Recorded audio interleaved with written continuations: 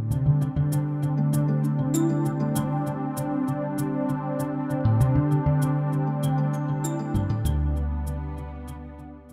me first say that I'm greatly honored to be a member of the incoming class of 2019 Breakthrough Prize laureates. It's a very exciting time. I have a talk that I usually give that introduces people to topological insulators to a general audience. The title that I usually give, I should go over here for this, I guess, is The Winding Road to Topological Insulators. And I discovered a few weeks back that this would be an inappropriate title for this group because I got an email from Adam, which says that we don't want you to talk about what led up to the prize. We want you to instead sort of take your ideas and look forward perhaps 10 years in the field. So there's been a slight change of plans, and so I slightly changed the title to be the Winding Road from Topological Insulators. So let's see. Yeah, one theme that will go through everything I'll tell you about this afternoon is the importance of optimism. I would say sort of generally in life, but in particular in the kind of physics that I'll tell you about. And I thought it might be helpful to start with a quote. Okay, I like this quote. It's oddly appropriate to what I'll tell you about. It's from George Carlin, who's an important philosopher in the second part of the 20th century, if you don't know. That some people see the glass as half full, others see it as half empty. I see a glass that's twice as big as it needs to be. And that's, I think very appropriate. I'd like to illustrate with a few examples where I think in our own work we were insufficiently optimistic and surprised. And I'll point, for example, to this paper that was cited in our award, this work on graphene. And this was the idea that you could have gap systems which would behave in an interesting topological manner. And all the important stuff has to go on with what's going on in this gap in here. But the one problem, there's a big but on this slide. The but is that gap was not drawn nearly to scale. Had you drawn it to scale, you wouldn't have actually seen it on this plot. It would have been basically zero. And it would be hard to imagine that anyone would actually get so interested about that. And we actually tried to estimate the size of the gap in there. And in fact, in trying to do it quantitatively, we also made a very generous approximation in order to actually see how big it might be. But in both cases, I think one could criticize us for being not sufficiently optimistic. I'll just give you a few examples. There is an unanticipated response in the following literature to this subject. So we're starting by looking at a very sort of a simple and interesting problem, and there was, I think, an unanticipated response to it.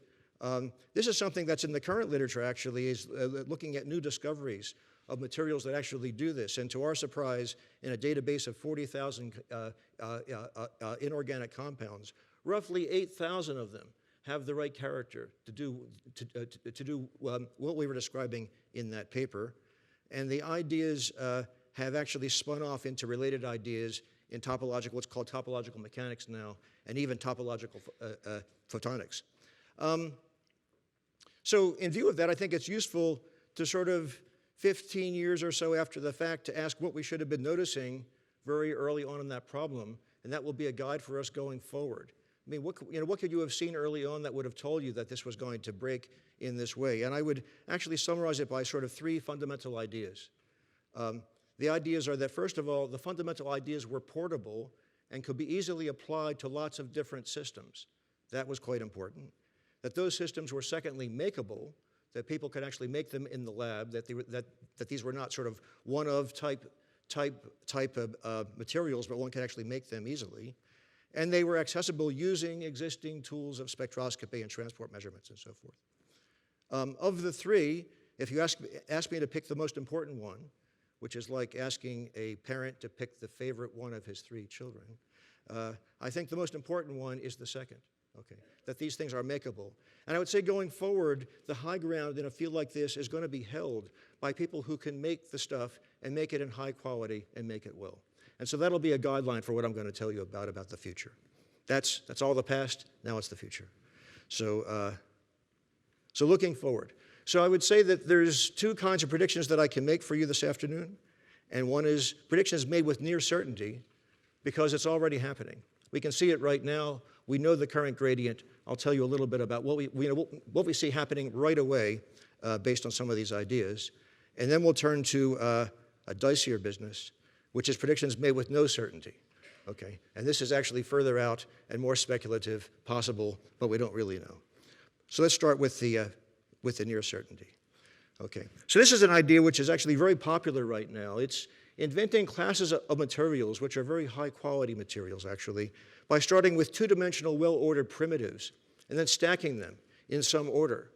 The idea that you could do this was sort of written down in a prescient paper by Geim and Grigorieva a few years back, who pointed to the fact that since we had lots of possible primitives, there were lots of interesting possibilities for when these things are stacked and how they'll behave. And that is actually a very interesting idea. I would tell you that the basic idea here is a 21st century of an idea that was hatched a long time ago in quantum well engineering in the 70s, with a huge difference. I didn't want to get too political here, but I will for a moment. In the 70s, that basic idea of making new materials by stacking other ones was something that was conceived of, and I would say owned by the aristocracy. It was the domain of the privileged and the few. You had to have special machines, special devices, special labs to do it. Very important work, but really the domain of the few. But what's going on right now, okay, in the current version of this, following this paper basically, is many people can do this. The field, I would say, is being democratized. Even small labs can do these things and do them in very high quality. And that's a really important development. And so let me just show you a few examples of that. I would say that when this idea was first put out there, the general response was, again, not enough optimism, insufficient optimism. The notion was that this is actually just too low tech to actually give you anything that is ultimately useful. Now, what I did here was to take this as the objection from this fellow Simplicio, who you might know as a character in Galileo's dialogues. And one thing about the dialogues, if you recall, is those characters are actually named after or characterized after real people, clergy, politicians, that kind of stuff, people who are actually around. And so my response to that is a real person in the modern age who's Corey Dean. Okay, so Corey Dean has built these kinds of things, and I'll show you an example of that. He takes some graphene, he peels it off, he turns it around, he contacts it and so forth. That's the object, and does some transport spectroscopy on it. And when he does that, he sees this. That's conductance, okay, as a function of band filling. And the experts in the audience will recognize that plot as the unmistakable footsteps of electrons locked in a tightly choreographed waltz, which is possible only in the most perfect materials under the most perfect, under the most perfect of conditions. So this kind of thing really works, and to further the optimism, the palette of 2D things that can be put in there is growing.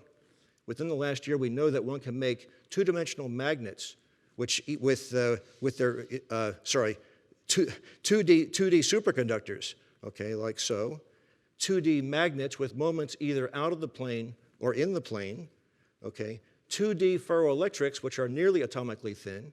Actually, it takes 2 layers to actually get it to work, but that's pretty good.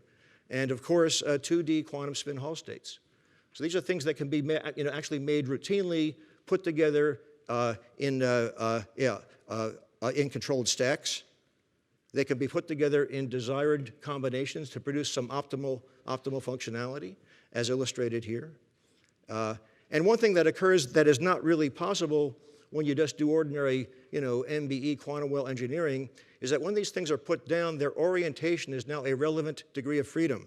So if you take the simplest version of that, 2 sheets of graphene, and lay one on the other, slightly twisted, what you wind up with are these beautifully well-ordered Moiré patterns. So this is now Moiré optimism, where one is building out 2D regular lattices that would be very, very hard to control by any, simple means of a synthesis.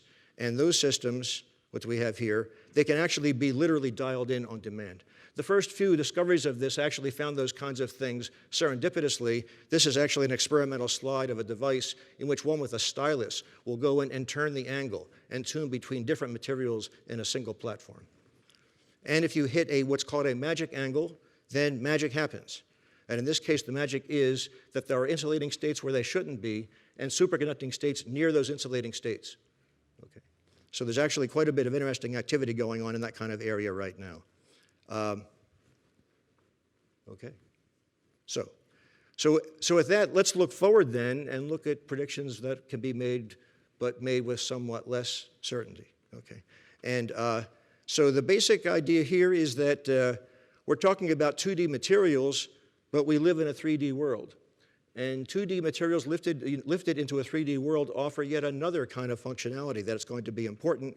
A version of this was actually, a foray in this area occurred a few years back in some work done by Paul McEwen's group. What they realized is they could take a graphene and etch it so it had holes, and graphene that can be, it's already very, quite stretchable. With the holes, it's even more stretchable. And what this shows is the effect of a large pull on the graphene, so it actually gets deformed in a shape that one can model as a piece of paper with holes in it that's being pulled on its ends. What these guys noticed is that if you did that, you would hardly change at all the electrical behavior of the system, which is true, but I would then say that they were not being sufficiently optimistic. Actually, the most interesting thing is what's going on here is the holes are giving the curvature in that sheet a place to hide. They get out of the graphene and into the holes. That's why it doesn't it doesn't really perturb the electronic behavior. But if you weren't to do that, okay, it is known that if you take the graphene and don't let the curvature escape, that the electrons that are moving on the graphene feel as though they're moving in the presence of a strong magnet. And one difference between this and a real magnet is the magnetic fields that you get are just preposterously large. They're ones you can't really achieve in any terrestrial magnetic lab. In this case here, the spectroscopy indicates an effective field of order 300 Tesla, and actually this is a fairly small version of that. Okay, so what this is a piece of graphene on, I think it's a little platinum island that is forced to stretch it into this shape.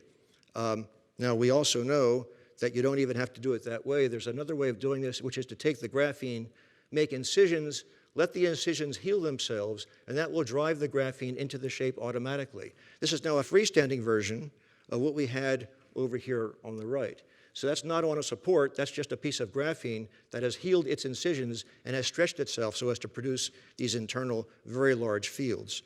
Our group is currently studying this, and I give this date 2019 because I'm being optimistic that we'll actually have it published in 2019. So now this is a very promising area, this idea about bringing 2D systems into 3 dimensions. There's been a very interesting foray in this by Roger's group, who has their eyes on, biological applications of this kind of thing. What they're doing is doing this thing with silicon. Silicon which is formed in very thin films and then patterned in such a way that by applying potentials to piezoelectrics, one can get it to actually change its shape from being flat to being in some controlled 3D shape over here. Now this really requires just conventional transduction of signals to mechanical strains, but you don't have to do it that way. You can make it even smaller and have the interaction with the environment give you the strains. So this is now autonomous assembly of very small things, which has been demonstrated in a paper last year by McEwen's group, and that's going down now at the 10 micron level, okay? And one can push it further. Oh yeah, so there's a famous quote about this. This is looking forward back in 1959, the famous APS talk by Feynman, who said there's plenty of room at the bottom. Small stuff is going to be very important in the future, and if we go to McEwen's webpage today, there's now an action call that says do anything as long as it's small. The whole situation reminds me a little bit of when I was a kid. There was this movie, okay, Kleiner's screenplay, The Fantastic Voyage, and you know the story there. The scientist is sick, he shrinks people down, they go in, they find out what's wrong, and they fix it. In researching this, I found that movie is now in re-release, and I found a review which I've included here. Irresistibly goofy, you won't forget it, okay? So at the moment, to be optimistic, I would say one sees a confluence of ideas from physics, chemistry, mathematics, geometry, and the arts. Something is going to happen, that's for sure. I thought I might sort of conclude that with a quote, something like, expect the unexpected. But I'm going to decline to do that because when I was writing the talk, I found myself reprimanded on this quote by the Urban Dictionary, who said that quote is kind of moronic. You shouldn't use it as a cutesy phrase, and it doesn't, doesn't make any sense. And I guess I'm going to take that criticism seriously, and instead, thank the people who really got the area of topological insulators going in the early days. Here are a dozen of the leading people who really pushed this out of the starting blocks some time ago. So thank you.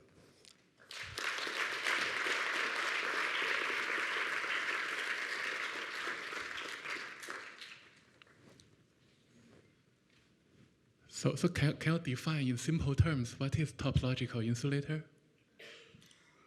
Yeah, so it is an insulator which, if you were to pull the atoms apart, you can't get it back to a system of isolated atoms. Basically, there's no way of taking a system of isolated atoms and joining them together in such a way that the state you get when they're close together is actually in a topological insulating state. Okay. It's got to be separated by some phase transition through a state that is actually conductive.